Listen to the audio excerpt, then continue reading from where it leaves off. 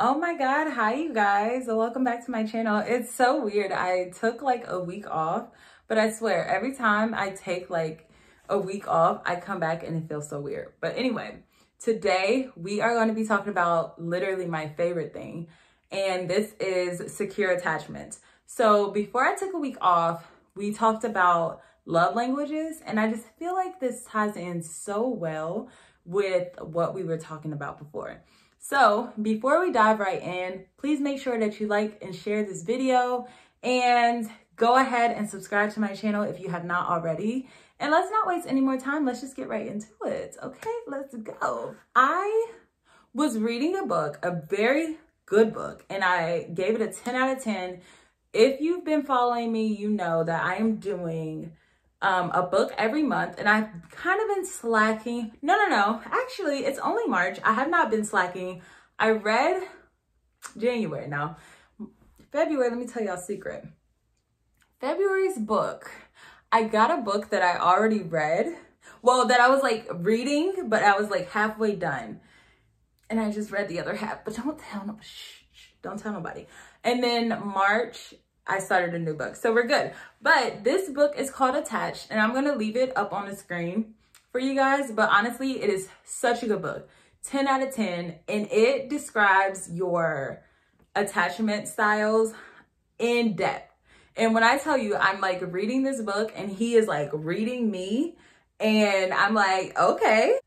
We're going to be talking about 3 attachment styles. The 3 main attachment styles, which are avoidant, secure, and anxious. Okay, so starting with the easiest one first, secure attachment style. Now, if you don't know your attachment style, again, I will leave another quiz in the description box. But the most prominent one, and the one that everyone wants to be, is secure. However, half of the people in the world are avoidant and anxious.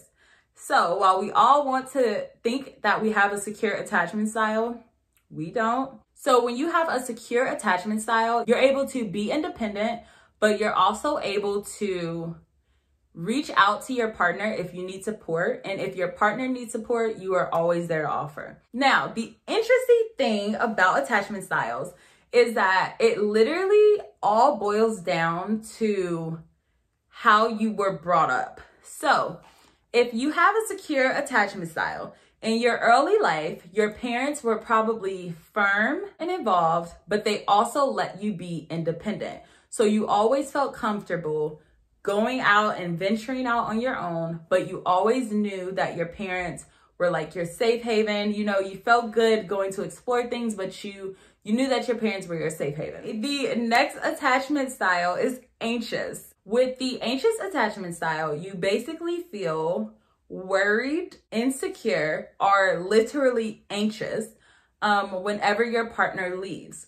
You seek out close relationships, but they never feel close enough. And your partner might call you clingy or needy. So what happens with an anxious attachment style, basically, as a child, your parents' love and attention was very wishy-washy. The love would be there one day, the next day the love would not be there. So you literally developed an anxious attachment to your parents because you didn't know when they were coming or going. Also, another interesting thing with anxious attachment is that usually as an adult, you constantly wonder if something is wrong with you. And then also, even with your parents, you can still have that complex where you are still trying to make them proud or impress your parents because their love was so inconsistent that you're still trying to get that affection from them. The final attachment style is avoidant. And with avoidance, you tend to avoid emotional closeness in relationships. You suppress negative emotions and memories. You have a strong sense of independence, and you seem to be overly focused on your needs and wants. So in early life, your parents probably minimized what you were feeling, rejected your demands, and didn't help you with difficult tasks. So what happens when you date people of the opposite or the same attachment style? Now, in this segment, I am going to leave out securely attached, because securely attached individuals they can date whoever they want because they are securely attached. Anxious and anxious attached can also date. However, you will be more likely to develop an unhealthy dependence on each other because you're both just longing for that closeness. Avoidant and avoidant can date.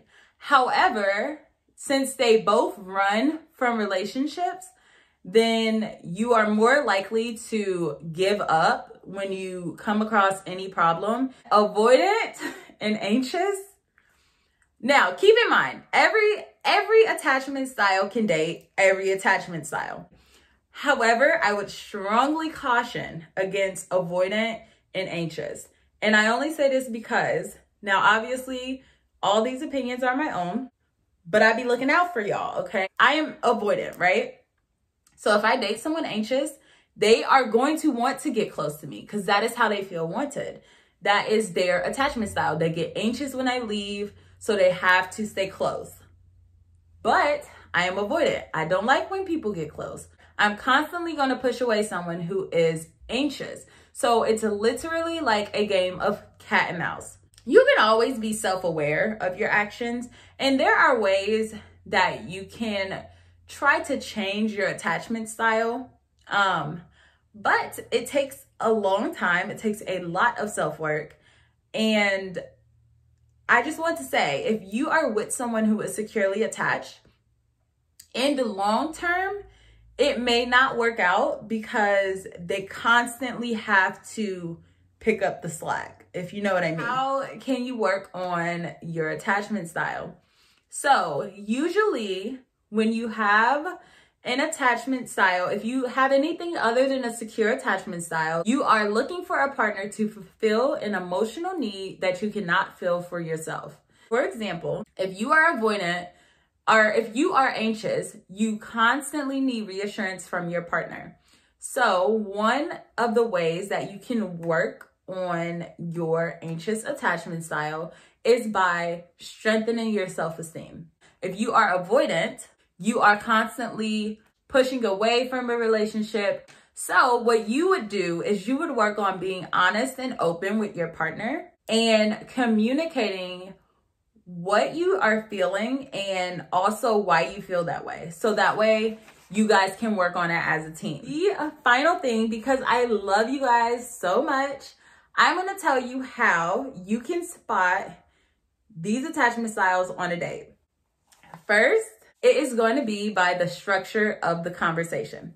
Now, I found this very, very interesting because they don't actually touch on this in the book, but during my little research, I found out if you are on a date with someone, usually securely attached people, they talk about everything, right? Avoidant attached people, because they are so scared of that closeness of a relationship, they will avoid conversation. They will avoid topics that get too deep and too personal. What I found very interesting though, is that for anxiously attached people, they can have the same type of conversation that a securely attached person can have, but they are interested in getting the person to like them and offer them security, so that way it can soothe them so they won't have to be anxious. So watch out for the structure of the combo and how the conversation is going. The second thing that you can spot when on a date and how, someone's attachment styles are is how much they disclose. So of course, a securely attached person, gonna give you just enough to make conversation and something that, a normal person would give you. Avoidance, they are going to tiptoe around anything that has to do with them. Your anxiously attached person will tell you everything. They'll tell you anything you want to know, baby. Whatever shit you ain't even asking for, they giving it up in. The final thing to keep in consideration when on a date is their dating history. So securely attached people will usually You know, they've dated people here and there, took a break here and there. You know what I mean? They just have a normal, was in a relationship, was single, you know, a normal dating history. Avoidant people tend to not have serious relationships.